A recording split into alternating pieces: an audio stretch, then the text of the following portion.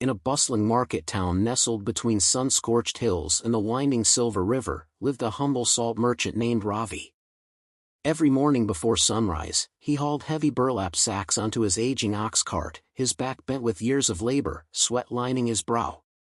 His salt was prized across the region, but his real treasure lay at home, his wife, gentle and wise, and two sons, Arjun, the elder, and Kiran, the younger. Kiran was a firework of a boy, bold, witty, always surrounded by laughter and admiration. Shopkeepers tossed him mango slices as he passed, women pinched his cheeks, and he made friends as effortlessly as the breeze moved leaves. Arjun was different. He was quiet, hesitant. His gaze often stayed glued to the ground, his words slow and cautious like they needed permission to exist. Even as a child, he clung to his mother's sari in crowds, avoiding eye contact, afraid to ask for anything, even water on scorching days. His world was one of silence, of watching from the sidelines while life danced around him. The townspeople whispered. "He's a good boy," they said, "but a little off." Simple-minded, others muttered. "Poor Ravi. One son a lion, the other a lamb." But no one knew that Arjun heard every word.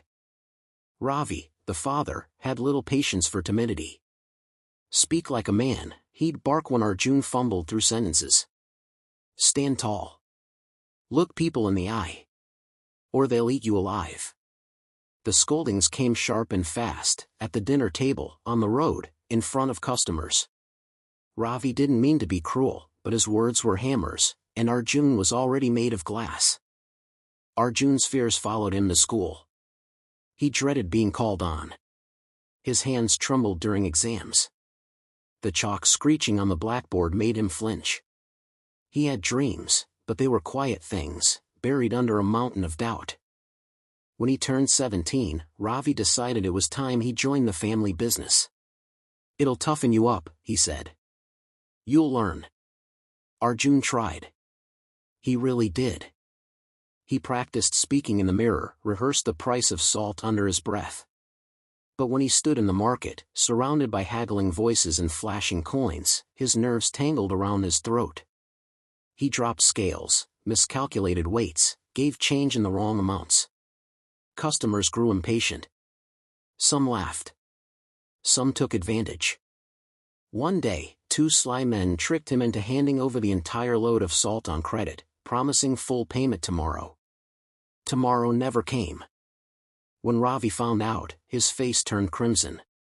"You gave it away? Do you know what that costs? Do you know how hard I worked?" Arjun opened his mouth, but no sound came. Just tears.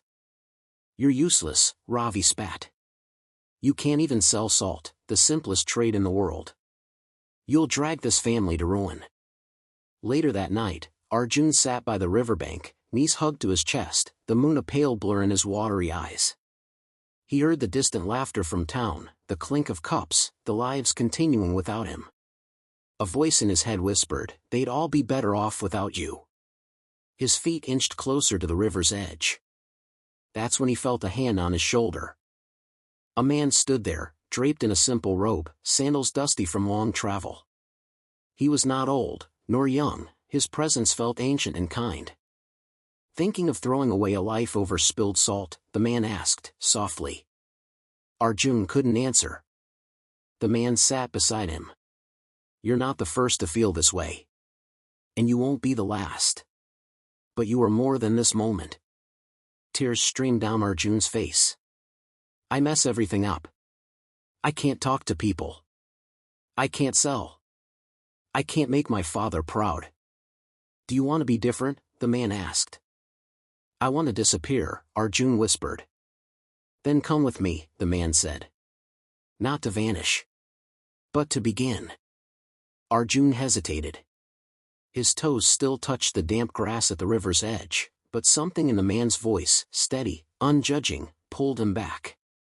He nodded faintly, and they walked together under the stars, away from despair and towards something unnamed. By dawn, they reached a hillside hermitage surrounded by flowering trees and the songs of unseen birds. Monks moved like whispers through the gardens, tending to the earth as if it were sacred. At the center stood a man with snow-white hair and a gaze like still water. The traveler bowed and whispered, "Master, this boy seeks light." The saint turned to Arjun, studied him not with scrutiny but with recognition. "Fear," he said, "is a clever thief. It steals your voice, your hands, your days. But we can rob it back." "I don't know how," Arjun said. "You will," the saint replied, "in 3 days." And so began the quiet revolution of a broken boy. Day 1, speak to 10 strangers. At sunrise, Arjun was handed a worn leather notebook. "Today," the saint said, "you will speak to 10 strangers. Ask their names. Hear their stories. Write them down." Arjun's heart pounded. He could barely speak to his father, let alone people he'd never met. But the saint only smiled. "Begin. One at a time." He walked into town, knees trembling. He sat on a bench beside an old man feeding pigeons. After 10 silent minutes, Arjun finally spoke. "Sir, what is your name?" The man turned, blinked, and said, "Ramesh." "And you?" "Arjun." "Good name. Belong to a warrior, you know." That broke the ice. By noon, he had spoken to a cobbler, a fruit vendor, a widow who sold jasmine, a laughing boy who had lost his front teeth.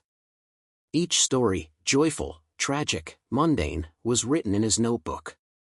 By evening, he returned to the hermitage, cheeks flushed with something unfamiliar, pride. "You listened," the saint said, reading his notes. "And in doing so, you were heard."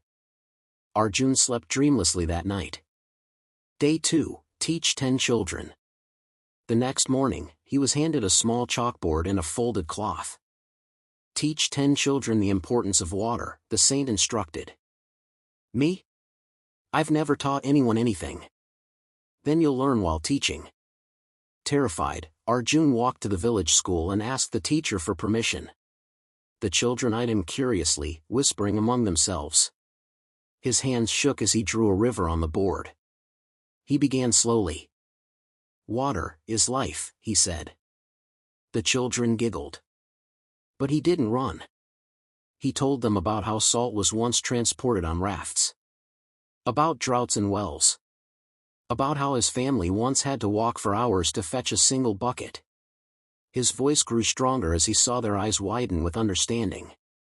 One little girl raised her hand. "You're a good teacher, Bia." Arjun nearly cried. When he returned to the saint, he was smiling for the first time in years. "You gave knowledge," the saint said, "but more importantly, you gave courage." Day 3, ask forgiveness. Arjun froze when he heard the final task. "Return home. Ask your father's forgiveness." "I can't," he said.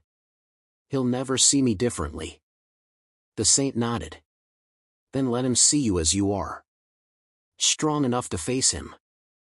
That evening, Arjun walked through the gates of his home. His mother gasped and dropped the pot she was holding. His younger brother, now taller, stared in disbelief. Ravi stood on the porch, arms crossed. Arjun bowed. "Baba," he said, voice shaking. "I am sorry. For failing you. For giving up. For not being the son you hoped for." There was a long silence. Then Ravi's shoulders dropped. "I'm the one who failed you," he said hoarsely. "I raised you in fear, not faith. I saw your silence as weakness, not gentleness." They stood there, 2 men divided for years by pride and pain, now connected by a single thread of humility. "Come," Ravi said at last. "Tomorrow, we'll go to market together. Try again." The next morning, the sun rose over the market square like a curtain lifting on a new stage. Arjun stood beside his father's cart, his palms damp, heart drumming, but this time, he didn't feel paralyzed. The world hadn't changed. But he had. Customers gathered. Familiar faces. Curious ones. A few smiled at Arjun, perhaps remembering the timid boy who once couldn't count change or speak above a whisper. He took a breath. "Fresh salt," he called out. His voice rang clear, not loud, but steady. People turned. A few approached. The first customer, a woman with silver bangles, asked for 2 kilos. Arjun weighed it precisely, wrapped it in paper, counted the coins. "Thank you, Auntie," he said. She blinked. "You've grown, child." By midday, the cart was half empty. Ravi watched quietly, arms folded, saying nothing, but in his eyes was something Arjun had never seen before. Respect. From that day on, Arjun returned to the market each morning. He kept the leather notebook in his pocket, filling it with small stories from customers, farmers, travelers, schoolchildren. He smiled more. He spoke freely. The fear hadn't vanished, but it no longer held the reins. In the evenings, he visited the village school. He taught children about trade, kindness, and how to speak even when your voice trembles. They called him Master Arjun. Years passed. The once shy boy became a respected merchant. His salt business expanded to nearby towns. He hired young men who struggled with speech and confidence, training them with patience. He built a learning hall beside the river where he once nearly ended it all, now a place where people began again. One morning, as Arjun prepared for market, he received a letter. It was from the saint. The world did not change. But you did. And in doing so, you changed the world for others. Never forget, fear is not a curse, it is a test. And you, my son, have passed it with grace. Arjun placed the letter inside his old notebook. He looked out over the town, where once he had been laughed at, now he was greeted with waves and admiration. A small boy tugged at his sleeve. "Master Arjun," the boy asked shyly, "were you ever afraid?" Arjun smiled. "Every single day. But I practiced. And I still do." The boy tilted his head. "So? I can be brave too." "You already are," Arjun said. "Bravery isn't loud. It's just showing up when you want to disappear." The boy smiled back. As the sun rose higher, Arjun turned to the crowd gathering near his cart. He wasn't just a merchant anymore. He was living proof that confidence is not born, it's built. One step. One stranger. One conversation. One apology. One choice at a time. And sometimes, all it takes is 3 days to begin again.